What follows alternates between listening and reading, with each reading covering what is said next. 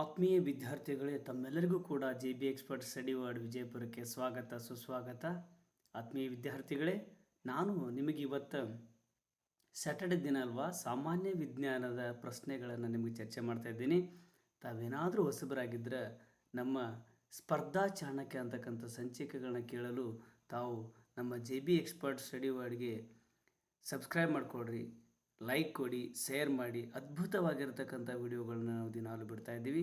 ತಾವೇನಾದರೂ ಗ್ರಾಮೀಣ ಪ್ರದೇಶದಲ್ಲಿ ಮನೆಯಲ್ಲಿ ಕೂತ್ಕೊಂಡು ನಾನು 100% ಸೆಲೆಕ್ಷನ್ ಆಗೇಬೇಕು ಅಂತಕ್ಕಂಥ ಆಶೆಯನ್ನು ಹೊತ್ತಿದ್ರೆ ತಾವು ನಿಮ್ಮ ಸ್ನೇಹಿತರಿಗೂ ಕೂಡ ಈ ಒಂದು ವಿಡಿಯೋಗಳನ್ನ ಶೇರ್ ಮಾಡಿ, ಆಮೇಲೆ ಸಬ್ಸ್ಕ್ರೈಬ್ ಮಾಡಿ, ಲೈಕ್ ಕೊಡಿ ಅಂತಕ್ಕಂಥ ಮಾತನ್ನು ಹೇಳ್ತಾ ಅದ್ಭುತವಾಗಿರ್ತಕ್ಕಂಥ ವಿಡಿಯೋಗಳನ್ನ ನಾವು ಇವತ್ತು ಬಿಡ್ತಾ ಇದ್ದೀವಿ.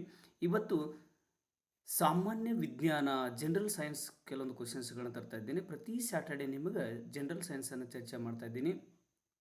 ಅತಿ ಒಂದು ಮೊರಾರ್ಜಿ ವಸತಿ ಶಾಲೆಗಳ ಒಂದು ಪ್ರವೇಶ ಪರೀಕ್ಷೆ ಮಾರ್ಚ್ 1ನೇ ತಾರೀಕು ಇರೋದ್ರಿಂದ ತಾವು ದಯವಿಟ್ಟು ಕೂಡ ಮಿಸ್ ಮಾಡದೆ ಈ ಕ್ಲಾಸ್ಗಳನ್ನ ಕೇಳಬೇಕು. ಯಾಕಂದರೆ ಬಹಳ ಅದ್ಭುತವಾಗಿರ್ತಕ್ಕಂಥ ವಿಡಿಯೋಗಳದಾವ ಅಂತಕ್ಕಂಥ ಮಾತನ್ನು ಹೇಳ್ತಾ ಇವತ್ತು ನಾನು ಕ್ಲಾಸನ್ನು ಸ್ಟಾರ್ಟ್ ಮಾಡ್ತಾ ಇದ್ದೀನಿ. ದಯವಿಟ್ಟು ನೋಡಿರಿ. ಸಸ್ಯವನ್ನು ಸೇವಿಸುವ ಪ್ರಾಣಿಗಳಿಗೆ ಆಪ್ಷನ್ ಎ ಸಸ್ಯಾಹಾರಿಗಳು, ಆಪ್ಷನ್ ಬಿ ಮಾಂಸಾಹಾರಿಗಳು, ಆಪ್ಷನ್ ಸಿ ಮಿಶ್ರಾಹಾರಿಗಳು, ಆಪ್ಷನ್ ಡಿ ಶಾಕಾಹಾರಿಗಳು. ಸಸ್ಯಗಳನ್ನು ಸೇವಿಸುವ ಪ್ರಾಣಿಗಳಿಗೆ, ಸಸ್ಯಗಳ ಮಾತ್ರ ಸೇವಿಸುವ ಪ್ರಾಣಿಗಳಿಗೆ ನಾವು ಸಸ್ಯಾಹಾರಿ ಅಂತೀವಿ. ಮಾಂಸವನ್ನು ಮಾತ್ರ ಸೇವಿಸುವ ಪ್ರಾಣಿಗಳಿಗೆ ಮಾಂಸಾಹಾರಿಗಳು ಅಂತೀವಿ.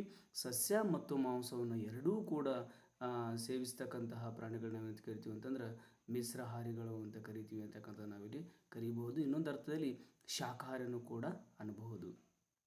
ಇನ್ನು ಶಕ್ತಿ ಪ್ರಧಾನವಾದ ಪೋಷಕಾಂಶಗಳು ಯಾವುವು ಅಂತ ಕೇಳಿದ್ರೆ ಆಪ್ಷನ್ ಎ ಪ್ರೋಟೀನ್ಗಳು, ಆಪ್ಷನ್ ಬಿ ಜೀವಸತ್ವಗಳು, ಆಪ್ಷನ್ ಸಿ ಖನಿಜಗಳು, ಆಪ್ಷನ್ ಡಿ ಶರ್ಕರ ಪಿಷ್ಟಗಳು ಅಂತಕ್ಕಂಥದ್ದು. ಇಲ್ಲಿ ಕರೆಕ್ಟಾಗಿರ್ತಕ್ಕಂಥ ಆನ್ಸರ್ ಯಾವುದು ಅಂದ್ರೆ ಆಪ್ಷನ್ ಡಿ ಶರ್ಕರ ಪಿಷ್ಟಗಳು ಅಂತ. ಅಕ್ಕಿಯ ಮೇಲ್ಪದರದಲ್ಲಿ ಈ ಪೋಷಕಾಂಶ ವಿಪುಲವಾಗಿದೆ, ಅದರ ಅರ್ಥ ಬಹಳಷ್ಟಾಗಿದೆ.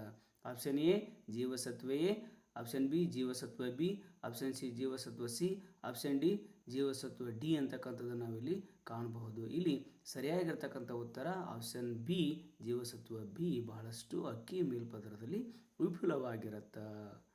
ಕೃಷಿಯಲ್ಲಿ ಮಣ್ಣನ್ನು ಮುಗಿಸುವುದು ಹಾಗೂ ಸಡಿಲಗೊಳಿಸುವ ಪ್ರಕ್ರಿಯೆಗೆ ಹೀಗೆನ್ನುವರು. ಆಪ್ಷನ್ ಎ ಉಳುವುದು, ಆಪ್ಷನ್ ಬಿ ಬಿತ್ತುವುದು, ಆಪ್ಷನ್ ಸಿ ಕೊಯ್ಲು ಮಾಡುವುದು, ಆಪ್ಷನ್ ಡಿ ಗೊಬ್ಬರ ಹಾಕುವುದು ಅಂತಕ್ಕಂಥದ್ದು. ಅದನ್ನು ಉಳುಮೆ ಮಾಡುವುದು ಅಂತ ಕರೀತಾರೆ. Option A is correct. ಕಲ್ಲಿನಲ್ಲಿ ಕಣಗಳು ಜೋಡಿಸಲ್ಪಟ್ಟಿರುವ ರೀತಿ. ಆಪ್ಷನ್ ಎ ವಿರಳವಾಗಿ, ಆಪ್ಷನ್ ಬಿ ಒತ್ತೊತ್ತಾಗಿ, ಆಪ್ಷನ್ ಸಿ ಕ್ರಮವಾಗಿ, ಆಪ್ಷನ್ ಡಿ ಹರಡಿಕೊಂಡು ಅಂತ. ಇದರಲ್ಲಿ ಕಲ್ಲಿನಲ್ಲಿ ಕಣಗಳು ಏನಾಗಿರ್ತಾವೆ ಅಂದ್ರೆ ಒತ್ತೊತ್ತಾಗಿರ್ತಾವೆ. Option B is correct. ಹಾಗಾಗಿ ಒಂದು ಸಲ ನೀವು ಇದನ್ನು ನೋಡ್ಕೋಬೇಕು, ಸ್ಕ್ರೀನ್ಶಾಟ್ ನೋಡ್ಕೋಬೇಕು, ಮನನವನ್ನು ಮಾಡಿಕೊಂಡ್ರೆ ನಿಮಗೆ ಬಹಳಷ್ಟು ಅನುಕೂಲವಾಗಿ ಇದು ನಿಮಗೆ ಉಪಯುಕ್ತ ಅಂತ ಹೇಳ್ಬೋದು. ಓಕೆ ಮಕ್ಕಳೇ, ಹಾಗಾದರೆ 86ನೇ ಕ್ವಶನನ್ನು ಸ್ವಲ್ಪ ನಾವು ನೋಡೋಣ. 86ನೇ ಕ್ವಶನದಲ್ಲಿ ಏನಿದೆ ಅಂತಕ್ಕಂಥದ್ದನ್ನು ಒಂಚೂರು ನಾವು ನೋಡೋಣ ಮಕ್ಕಳೇ. ಹಾಗಾದರೆ ವಾಯುವಿನಲ್ಲಿ ಅತಿ ಹೆಚ್ಚಾಗಿರುವ ಅನಿಲ. ಆಪ್ಷನ್ ಎ ಜಲಜನಕ, ಆಪ್ಷನ್ ಬಿ ಆಮ್ಲಜನಕ, ಆಪ್ಷನ್ ಸಿ ಸಾರಜನಕ, ಆಪ್ಷನ್ ಡಿ ಕಾರ್ಬನ್ ಡೈಆಕ್ಸೈಡ್. ಹಾಗಾದರೆ ವಾಯುವಿನಲ್ಲಿ ಅಥವಾ ಗಾಳಿಯಲ್ಲಿ ಅತಿ ಹೆಚ್ಚಾಗಿರುವ ಅನಿಲ ಯಾವುದು ಅಂತಂದ್ರೆ ಆಪ್ಷನ್ ಸಿ ಸಾರಜನಕ ಅಂತ. ಮಲೇರಿಯಾ ರೋಗ ಯಾವ ಸೊಳ್ಳೆಯಿಂದ ಬರುತ್ತದೆ ಅಥವಾ ಯಾವುದರಿಂದ ಬರುತ್ತದೆ ಅಂತಕ್ಕಂಥದ್ದನ್ನು ಕೂಡ ನಾವಿಲ್ಲಿ ಕೇಳಬಹುದು. ಮೊಟ್ಟ ಮೊದಲು ನಾವು ಚರ್ಚೆ ಮಾಡಬೇಕಾದ್ರೆ ಅನಾಫಲಿಸ್ ಹೆಣ್ಣು ಸೊಳ್ಳೆಯಿಂದ ಮಲೇರಿಯಾ ರೋಗ ಬರುತ್ತೆ ಅಂತಕ್ಕಂಥ ನೋಡ್ಕೋಬಹುದು. ಹಾಗಾದರೆ ಗಾಳಿಯಿಂದ ಆಪ್ಷನ್ ಎ, ಆಪ್ಷನ್ ಬಿ ಆಹಾರದಿಂದ, ಆಪ್ಷನ್ ಸಿ ನೀರಿನಿಂದ, ಆಪ್ಷನ್ ಡಿ ಸೊಳ್ಳೆಯಿಂದ. ನಾನು ಈಗಾಗಲೇ ಚರ್ಚೆ ಮಾಡಿದ್ದೀನಿ, ಮಲೇರಿಯಾ ರೋಗ ಸೊಳ್ಳೆಯಿಂದ ಬರುತ್ತೆ. Option D is correct. ಜಮೀನಿನಲ್ಲಿ ಬೆಳೆ ಬೆಳೆಯುವುದರ ಜೊತೆಗೆ ಕೋಳಿ ಜೇನು ಸಾಕಾಣಿಕೆ ಮಾಡುವುದು. ಜಮೀನಿನಲ್ಲಿ ನಾವು ಬೆಳೆಯನ್ನು ಬೆಳೆಯೋದ್ರ ಜೊತೆಗೆ ನಾವೇನು ಮಾಡ್ತೀವಪ್ಪ ಅಂತಂದ್ರೆ ಕೋಳಿ ಜೇನು ಆಮೇಲೆ ಮುಂತಾದವುಗಳನ್ನ ಸಾಕ್ತೀವಲ್ಲ, ಅದನ್ನು ನಾವು ಆಪ್ಷನ್ ಎ ಸಾಂದ್ರ ಬೇಸಾಯ ಅಂತೀವೋ, ಆಪ್ಷನ್ ಬಿ ಮಿಶ್ರ ಬೇಸಾಯ ಅಂತೀವೋ, ಆಪ್ಷನ್ ಸಿ ತೋಟಗಾರಿಕೆ ಬೇಸಾಯ ಅಂತೀವೋ, ಆಪ್ಷನ್ ಡಿ ಒಣ ಬೇಸಾಯ ಅಂತೀವೋ ಅಂತಕ್ಕಂಥದ್ದು ನಾವಿಲ್ಲಿ ನೋಡ್ಕೋಬೇಕಾದ್ರೆ ನಮಗೆ ಸರಿಯಾಗಿರ್ತಕ್ಕಂತಹ ಆನ್ಸರ್ ಯಾವುದು ಅಂತಂದ್ರೆ ಮಿಶ್ರ ಬೇಸಾಯ. ಆಪ್ಷನ್ ಬಿ ಮಿಶ್ರ ಬೇಸಾಯ ಅಂತ ಕರಿತೀವಿ. ನೀರಿನಲ್ಲಿ ಕೀಟಗಳನ್ನ ತಿಂದು ನೀರನ್ನು ಶುದ್ಧಿಗೊಳಿಸುವ ಪ್ರಾಣಿ ಅಂತ ಕರಿತೀವಿ ನಾವು. ಅದು ಆಪ್ಷನ್ ಎ ಎಮ್ಮೆ, ಆಪ್ಷನ್ ಬಿ ಕುದುರೆ, ಆಪ್ಷನ್ ಸಿ ಏಡಿ, ಆಪ್ಷನ್ ಡಿ ಮೀನು. ಆಪ್ಷನ್ ಡಿ ಮೀನು ಅಂತ ಕರಿತೀವಿ. ಓಕೆ, ನೀರಿನಲ್ಲಿ ಮೇಲ್ಮುಖ ತಳ್ಳುಬಲ್ಲಕ್ಕೆ ಟಿಮ್ಟಿಮೆನೂರು ಏನಂತ ಕರಿತೀವಿ? ಆಪ್ಷನ್ ಎ ಉತ್ಪತನ, ಆಪ್ಷನ್ ಬಿ ಸಾಂದ್ರೀಕರಣ, ಆಪ್ಷನ್ ಸಿ ಪ್ಲವನತೆ, ಆಪ್ಷನ್ ಡಿ ಶಕ್ತಿ. ನೀರಿನಲ್ಲಿನ ಮೇಲ್ಮುಖ ತಳ್ಳುಬಲಕ್ಕೆ ನಾವು ಪ್ಲವನತೆ ಅಂತ ಕರಿತೀವಿ. ಓಕೆ ಮಕ್ಕಳೇ, ಏಕದಳ ಧಾನ್ಯಗಳಲ್ಲಿ ಪೋಷಕಾಂಶ ಯಾವ್ಯಾವ ಅದಾವ? ಆಪ್ಷನ್ ಎ ವಿಟಮಿನ್ ಐತು, ಆಪ್ಷನ್ ಬಿ ಲಿಪಿಡ್ ಅದಾವು, ಆಪ್ಷನ್ ಸಿ ಕಾರ್ಬೋಹೈಡ್ರೇಟ್ ಅದು, ಆಪ್ಷನ್ ಡಿ ಪ್ರೋಟೀನ್ ಅದಾವು ಅಂತ ಕೇಳಿದ್ರೆ ನಾವು ಇದನ್ನು ಏನಂತ ಕರಿತೀವಿ ಅಂತಂದ್ರೆ ಆಪ್ಷನ್ ಡಿ ಪ್ರೋಟೀನ್ಗಳದಾವ ಅಂತ ಕರಿತೀವಿ. ಸರಿಯಾಗಿ ನೋಡ್ಕೋಬೇಕು, ಸ್ಕ್ರೀನ್ಶಾಟ್ ಹೊಡ್ಕೋಬೇಕು, ಅದನ್ನು ಮನನವನ್ನು ಮಾಡಿಕೊಂಡ್ರೆ ನಿಮಗೆ ಬಹಳಷ್ಟು ಲಾಭ ಇದೆ ಮಕ್ಕಳೇ. ಸರಿಯಾಗಿ ಅದನ್ನು ನೋಡ್ಕೊಡ್ರಿ. ಇನ್ನು ನೆಕ್ಸ್ಟ್ 92ನೇ ಕ್ವಶನನ್ನು ನಾವು ನೋಡೋಣ ಮಕ್ಕಳೇ. 92 ಕ್ವಶನ್ ಏನಿದೆ ಅಂತಕ್ಕಂಥದ್ದನ್ನು ಸ್ವಲ್ಪ ನಾವು ನೋಡೋಣ ಬನ್ನಿ. ಗ್ರಾಮ ನೈರ್ಮಲ್ಯದ ಗುರಿಗಾಗಿ ಇರುವ ಯೋಜನೆ ನಿರ್ಮಲ ಗ್ರಾಮ ಯೋಜನೆ, ಗ್ರಾಮ ಯೋಜನೆ, ಆಶ್ರಯ ಯೋಜನೆ ಯಾವುದೂ ಅಲ್ಲ. ಹಾಗಾದ್ರೆ ಸರಿಯಾಗಿರ್ತಕ್ಕಂತಹ ಆನ್ಸರ್ ಆಪ್ಷನ್ ಎ ನಿರ್ಮಲ ಗ್ರಾಮ ಯೋಜನೆ. ವಾಯುವಿನಲ್ಲಿ ಆಮ್ಲಜನಕದ ಪ್ರಮಾಣ, ಗಾಳಿಯಲ್ಲಿ ಆಮ್ಲಜನಕದ ಪ್ರಮಾಣ ಎಷ್ಟದ ಅಂತ ಕೇಳಿದ್ರೆ option A 20%, option B 21%, option C 22%, option D 23%. ಹಾಗಾಗಿ ಗಾಳಿಯಲ್ಲಿ ಅಥವಾ ವಾಯುವಿನಲ್ಲಿ ಆಮ್ಲಜನಕದ ಪ್ರಮಾಣ ಎಷ್ಟಿದೆ ಅಂತ ಕೇಳಿದ್ರೆ ನಮಗೆ ಆಪ್ಷನ್ ಬಿ 21, ಆಪ್ಷನ್ ಬಿ 21%. ಈ ಸಸ್ಯದ ಬೇರನ್ನು ಔಷಧಿಗಾಗಿ ಬಳಸುವರು. Option A ashwagandha, option B beetroot, option C ಮೂಲಂಗಿ, ಆಪ್ಷನ್ ಡಿ ಶ್ರೀಗಂಧ.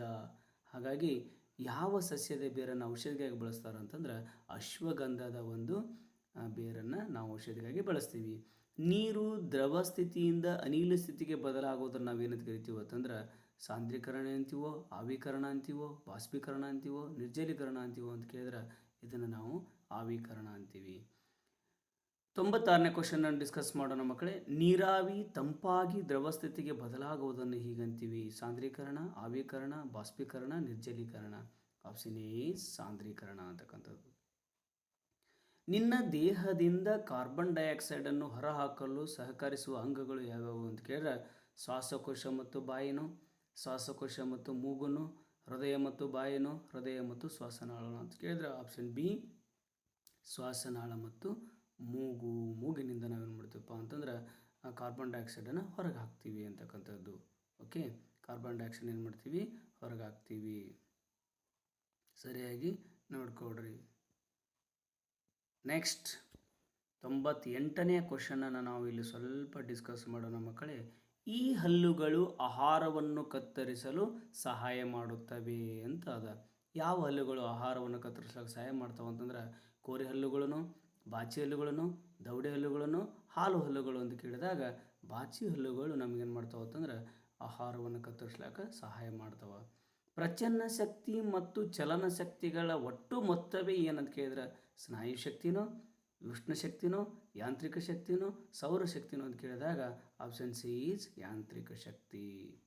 ನಮ್ಮ ಸುತ್ತಮುತ್ತಲಿನ ಕಾಣುವ ಸಸ್ಯ, ಗಿಡ, ಮರಗಳು ಸೂರ್ಯನ ಬೆಳಕನ್ನು ಉಪಯೋಗಿಸಿಕೊಂಡು ತಮ್ಮ ಆಹಾರವನ್ನು ತಾವೇ ತಯಾರಿಸುವ ಕ್ರಿಯೆಗೆ ಸ್ರವಿಸುವಿಕೆ ಅಂತೀವೋ, ಉಸಿರಾಟ ಕ್ರಿಯೆ ಅಂತೀವೋ, ವಿಸರ್ಜನೆ ಅಂತೀವೋ, ದ್ವಿತೀಯ ಸಂಶ್ಲೇಷಣ ಕ್ರಿಯೆ ಅಂತೀವೋ ಅಂತ ಕೇಳಿದ್ರೆ ಆಪ್ಷನ್ ಡಿ ದ್ವಿತೀಯ ಸಂಶ್ಲೇಷಣೆ ಕ್ರಿಯೆ ಅಂತ ಕರಿತೀವಿ. ಹಾಗಾಗಿ ಮಕ್ಕಳೇ ಸ್ವಲ್ಪ ಸರಿಯಾಗಿ ಇದನ್ನು ನೋಡ್ಕೋಬೇಕು, ಸ್ಕ್ರೀನ್ಶಾಟ್ ಹೊಡ್ಕೋಬೇಕು. ಸರಿಯಾಗಿ ಏನಪ್ಪ ಅಂತಂದ್ರೆ ಓದ್ಕೊಂಡ್ರೆ ನಮಗೆ ನಾವು ಪಟ್ಟಿರ್ತಕ್ಕಂತಹ ಶ್ರಮ ಬಹಳಷ್ಟು ಸಾರ್ಥಕ ಆಗತ್ತೆ ಅಂತಕ್ಕಂಥ ಮಾತನ್ನು ಹೇಳ್ತೀವಿ. ವಿದ್ಯಾರ್ಥಿಗಳೇ, ಮುಂಬರುವ ಮೊರಾರ್ಜಿ ದೇಸಾಯಿ ಮಾದರಿ ವಸತಿ ಶಾಲೆಗಳು ನಡೆಯುವ ಸ್ಪರ್ಧಾತ್ಮಕ ಪರೀಕ್ಷೆಗಳಲ್ಲಿ ಉಪಯೋಗವಾಗುವ ದೃಷ್ಟಿಕೋನದಿಂದ ಈ ಪ್ರಶ್ನೆ ಪತ್ರಿಕೆಯನ್ನು ನಿಮಗೆ ಕೊಟ್ಟಿದ್ದೀವಿ. ಪ್ರಾಕ್ಟೀಸ್ ಮಾಡಿರಿ, ಅತಿ ಹೆಚ್ಚು ಅಂಕಗಳನ್ನು ಗಳಿಸ್ರಿ. ಹಾಗೆ ಜೈ ಭವಾನಿ ಎಕ್ಸ್ಪರ್ಟ್ ಕೋಚಿಂಗ್ ಕ್ಲಾಸ್ನ ನಿರ್ದೇಶಕರಾಗಿರ್ತಕ್ಕಂಥ ಸವಿತಾ ಮೇಡಮ್ ಅವರು ಕೂಡ ನಿಮಗೆ ಹೃದಯಪೂರ್ವಕವಾಗಿ ಹಾರೈಕೆಯನ್ನು ಕೊಟ್ಟಿದ್ದಾರೆ. ದಯವಿಟ್ಟು ಕೂಡ ನೀವು ಇದನ್ನು ಮೇಲಿಂದ ಮೇಲೆ ಕೇಳಿರಿ, ಸಬ್ಸ್ಕ್ರೈಬ್ ಮಾಡಿಕೊಡ್ರಿ, ಆಮೇಲೆ ಸ್ಕ್ರೀನ್ಶಾಟ್ ಹೊಡ್ಕೊಡ್ರಿ, ಶೇರ್ ಮಾಡಿ, ಲೈಕ್ ಕೊಡಿ ಅಂತಕ್ಕಂಥ ಮಾತನ್ನು ಹೇಳ್ತಾ ನಿಮ್ಮ ಭವಿಷ್ಯದ ಉಜ್ವಲತೆಗಾಗಿ ನಾವು ಸ್ಪರ್ಧಾ ಚಾಣಕ್ಯ ಅಂತಕ್ಕಂತಹ ಒಂದು ಸಂಚಿಕೆಗಳನ್ನ ತಮ್ಮ ಮುಂದೆ ತರ್ತಾ ಇದ್ದೀವಿ. ಇವತ್ತು ನಾವು ಸಾಮಾನ್ಯ ಜ್ಞಾನ ಅಂತಕ್ಕಂತಹ ಒಂದು ವಿಷಯನ ಇಟ್ಕೊಂಡು ಬಹಳ ಅದ್ಭುತವಾಗಿರ್ತಕ್ಕಂತಹ ಒಂದು ದೃಷ್ಟಿಕೋನ ಇಟ್ಕೊಂಡು ನಿಮ್ಮ ಯಶಸ್ಸಿಗೆ ನಮ್ಮ ಒಂದು ಭವಿಷ್ಯದ ಮಾಣಿಕ್ಯವನ್ನು ಪ್ರಾರಂಭಿಸ್ತಾ ಇದ್ದೀವಿ. ಇದು ನಿಮ್ಮ ಸ್ಪರ್ಧಾ ಚಾಣಕ್ಯ, ನಿಮ್ಮ ಒಂದು ಮಗುವಿನ ಭವಿಷ್ಯದ ಮಾಣಿಕ್ಯ. ಈ ಒಂದು ಮೊರಾರ್ಜಿ ಚಾಣಕ್ಯ ಒಂದು ವಿಡಿಯೋಗಳನ್ನ ಸಂಚಿಕೆಗಳನ್ನ ನಿಮ್ಮ ಸ್ನೇಹಿತರಿಗೂ ಕೂಡ ತಿಳಿಸಿರಿ. ಬಡತನದಲ್ಲಿದ್ದುಕೊಂಡು ಪ್ರತಿಭಾನ್ವಿತರಾಗಿ ಕೋಚಿಂಗ್ ಇಲ್ಲದೇ ಮನೆಯಲ್ಲೇ ಕೂತ್ಕೊಂಡು ಮಾಡ್ತಕ್ಕಂತಹ ಒಂದು ಒಳ್ಳೆಯ ಅದ್ಭುತವಾಗಿರ್ತಕ್ಕಂಥ ಪ್ರಯೋಗ ನಮ್ಮದು JB expert study word YouTube channel. ಮಕ್ಕಳೇ, ದಯವಿಟ್ಟು ಕೂಡ ವೀಕ್ಷಣೆ ಮಾಡೋದನ್ನು ಮರಿಬೇಡ್ರಿ ಅಂತಕ್ಕಂಥ ಮಾತನ್ನು ಹೇಳ್ತಾ, ಈ ದಿನ ನಿಮಗೆ ದೇವರು ಒಳ್ಳೇದು ಮಾಡಲಿ ಅಂತಕ್ಕಂಥ ಮಾತನ್ನು ಹೇಳಿ ಕ್ಲಾಸ್ಗಳನ್ನ ಇಲ್ಲಿ ಮುಗಿಸ್ತಾ ಇದ್ದೀನಿ. ಧನ್ಯವಾದಗಳು.